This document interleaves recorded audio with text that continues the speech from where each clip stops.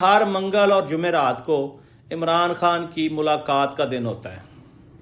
अब मुसलसल कई हफ्तों से ये मुलाकात ही नहीं हो पा रही।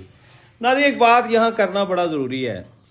जिस दिन आला क़यादत की मुलाकातों का सिलसिला शुरू हो गया, उनकी फैमिली और वकला की मुलाकातों का सिलसिला शुरू हो गया, आप समझ लें कि बर्फ़ पिघल रही है और कोई रास्ते बन रहे हैं। जब तक ऐसा नहीं होता, तमाम क़यास राइयाँ कबल अज़ वक्त हैं, कुछ भी नहीं होगा।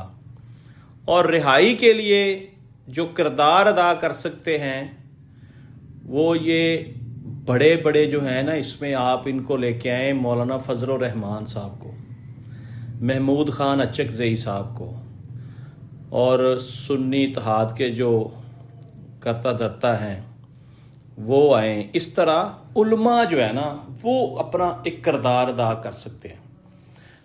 उलमाए मशाइख की कोई काफ़ी बड़ी कोई तंजीम साजी हो जिसमें 10, 12, 15 बड़े नाम हो, वो जाकर मुज़ाकरात करें।